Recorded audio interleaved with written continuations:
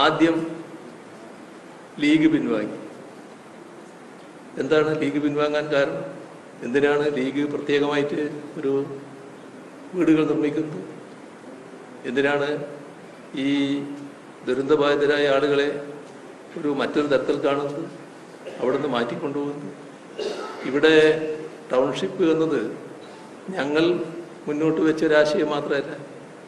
അന്ന് ദുരന്തബാധിതർ ഒരു കാര്യം പറഞ്ഞു, ഞങ്ങളെല്ലാവരും ഒന്നിച്ചു കഴിഞ്ഞവരാണ്, നിങ്ങൾ നഷ്ടപരിഹാരം നൽകിയാൽ ഞങ്ങൾ പല കൊമ്പത്താവും, ഞങ്ങൾക്ക് എല്ലാവർക്കും കൂടി താമസിക്കാൻ ഒരിടം വേണം, ഞങ്ങൾ ഒരു കുടുംബം പോലെ കഴിഞ്ഞവരാണ്, അതിന് പറ്റിയൊരു സാഹചര്യം സൃഷ്ടിക്കണം. അപ്പോൾ ഒന്നിച്ച് കഴിയണമെന്ന അവരുടെ ആഗ്രഹത്തിൽ നിന്നാണ് ഇവിടെ ഈ പറഞ്ഞ ടൗൺഷിപ്പ് എന്ന ആശയം എടുക്കുന്നത്. എന്നാൽ വ്യക്തിപരമായ ചില കാരണങ്ങൾ ഒറ്റപ്പെട്ടതുണ്ടാവും. ഇവിടെ വേണ്ട, മറ്റൊരു സ്ഥലത്ത് പോകാം, മറ്റു ചില കൂടുതൽ സൗകര്യങ്ങളോടുകൂടി ജീവിക്കാം, അങ്ങനെയൊക്കെ ഉള്ളവർ ചിലപ്പോൾ ഉണ്ടാകും. അവർക്ക് കൊടുക്കേണ്ട പൈസ എത്രയാണെന്ന് കണക്കാക്കി. ഇവരെന്തിനാണ് പ്രത്യേകമായിട്ട് പോയത്? ഏതായാലും അവർ സ്ഥലം എടുത്ത് നടപടികൾ നീക്കി. മുഖ്യമന്ത്രി പിണറായി വിജയൻ ചോദിച്ച ഈ ചോദ്യം കേരളത്തിലെ വലിയ വിഭാഗം ജനങ്ങളിൽ നേരത്തെ ഉയർന്നതാണ്, അവരുടെ മനസ്സിൽ നേരത്തെ ഉയർന്നതാണ്. മുസ്ലിം ലീഗ് എന്തിനാണ് ഇങ്ങനെ ചെയ്തത്? കോൺഗ്രസ് എന്തിനാണ് ഇങ്ങനെ ചെയ്യുന്നത്? ഈ ചോദ്യമാണ് ഉയർന്നത്.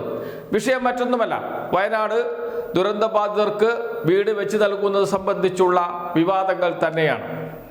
വയനാട് ദുരന്തബാധിതർക്ക് വീട് നിർമ്മിച്ച് നൽകുന്നതുമായി ബന്ധപ്പെട്ട വിഷയം തന്നെയാണ്.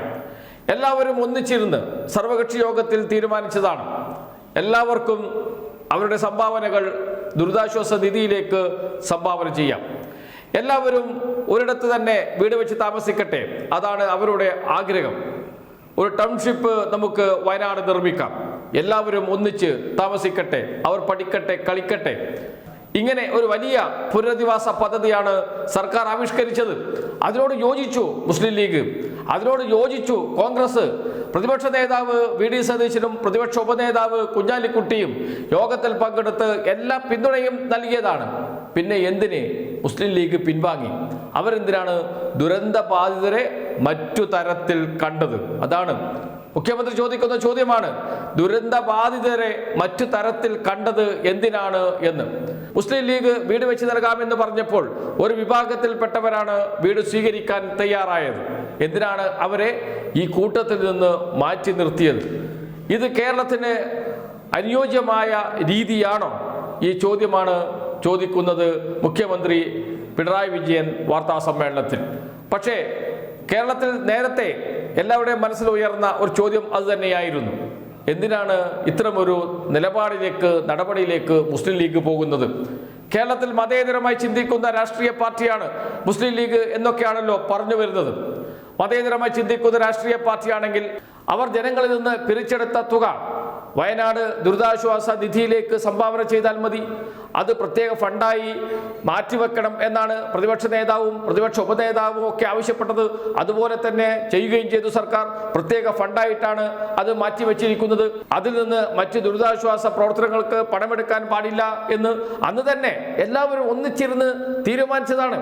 അങ്ങനെ ഇരിക്കെ ആ നിധിയിലേക്ക് സംഭാവന ചെയ്തിരുന്നുവെങ്കിൽ എല്ലാവർക്കും ഒന്നിച്ച് ജീവിക്കാമായിരുന്നു. എല്ലാവർക്കും ഒന്നിച്ച് ഒരു കുടക്കീഴിൽ മതവ്യത്യാസമില്ലാതെ ജീവിക്കാമായിരുന്നു.